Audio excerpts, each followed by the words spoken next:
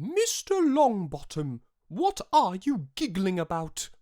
Nothing, Professor. Wild Blue Yonder. Hello, and welcome to my review of Who, and today we'll be looking at the 60th anniversary Part 2, The Devils in the Detail. Which isn't the title of this episode, but definitely sounds cooler. Be warned, if you really like this one, I'm not going to be too flattering, but it's just my opinion. I watched this episode with a friend who really liked it, and we had a great conversation about our differing thoughts. You're entitled to your own opinion. If I could sum up this episode with one word, it would be wasted. This storyline borrows massively from Russell T Davies's Midnight and even John Carpenter's The Thing. However, to nowhere near the effect of these classics. It starts off creepy. I love the scene where the Doctor and Donna look out at the edge of space. I really felt the enormity of where they were, and it was honestly unsettling, in a great way. But as soon as the monster reveal comes, it turns an impending horror into a Saturday morning Looney Tunes cartoon. The effects and imagery look so fake and goofy. It destroys all tension and levity the story had. In fact, the effects are pretty awful throughout. David and Catherine look like they've landed in a PS2 game. I can't take any of this scenery seriously. Why couldn't they have just gone on location like in The Waters of Mars or 42? Location work creates so much more immersive atmosphere than CGI ever could. Have you learnt nothing from Underworld? John Carpenter's The Thing was horrifying because of all the body horror. They were practical and gory. Not saying this episode should have been gory, it can't, it's Doctor Who. My point is that without gore, the contortions look silly and fake. Perhaps this is a Doctor Who monster that shouldn't have been done. Then there's this shot. The cringy Exorcist ripoff, where it looks like the Doctor's head is coming out of his own arse, implying he could suck his own dick. I feel so bad for David Tennant. This is possibly the most humiliating shot of a Doctor in the whole show. I'm baffled this was allowed to happen.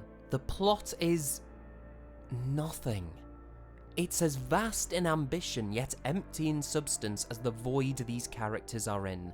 What happens? Nothing. What do the Doctor and Donna do that impact the plot? Nothing. The ship would have destroyed the monsters anyway.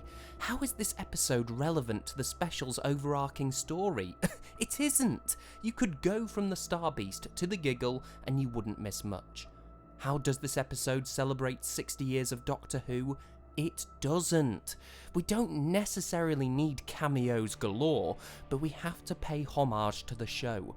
Don't just make an episode that could be done any time. This is a special occasion, for God's sake. How does this change the Doctor and Donna's relationship?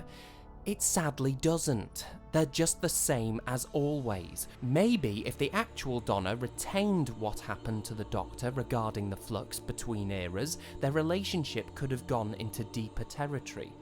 But it was just a trick. The monster Donna knows, the real one doesn't. What a waste of good character development. Another thing irritating me is the Isaac Newton gag. Why is this here? It's funny, yeah, but it bears no importance to the overall plot at all. It's just a primary school level joke for the sake of it that should have disastrous consequences for the timeline, yet never bears any weight and doesn't get resolved, at least in this episode. Whatever happened to, "You can't change history, not one line"? Does the fires of Pompeii, Father's Day, or even Destination Skaro not mean anything anymore? Is changing history just okay now? Is it just funny? The writer's room really needs to get their heads screwed back on for this. I best talk about some good stuff, I guess. David and Catherine are superb. I love their chemistry. They could probably deliver this gold in their sleep. I especially love them as the monster versions of themselves, especially since they feel so distinct from each other. David being the more stoic, Catherine being the more vicious and impulsive. Director Tom Kingsley does a very good job with building tension. Best scenes for me are the arms are too long reveal and the Donna's death fake out. They really let the horrible realizations of the characters sit and increase in emotional intensity. The few practical effects are very well made, and the score is implemented brilliantly. And of course, Bernard Cribbins making a final glorious appearance. In just 1 minute, they captured everything that made the character and the actor so special. Beautiful. Rest in peace, Bernard Cribbins. Overall, Wild Blue Yonder has potential. It probably should have been done in another time though, and the effects need a lot of work. And no, we shouldn't use the excuse that Doctor Who has always had charming bad effects. This is the start of the Disney-funded era. It should look way better than this. The plot really needs to get back into gear with the overarching 60th anniversary story, rather than just trying to do Midnight again. Midnight worked so well because the monster was ambiguous. Here, the monster is just this uninspired, stretchy CGI render. I feel like this episode should have had a much bigger impact on the show and the time it's been made, but it really is just nothing and doesn't matter. I would give, insert forced use of a war song title here, 4 grains of salt to count out of 10. It's poor, but does some things right and could have flourished if handled differently. And that's my review, well, rant. Sorry it's late, I was just too busy hanging out with my mates, Chris and Billy. Alrighty then, I'ma watch Midnight for some brilliant isolated Doctor Who horror. Then I'll have the last laugh.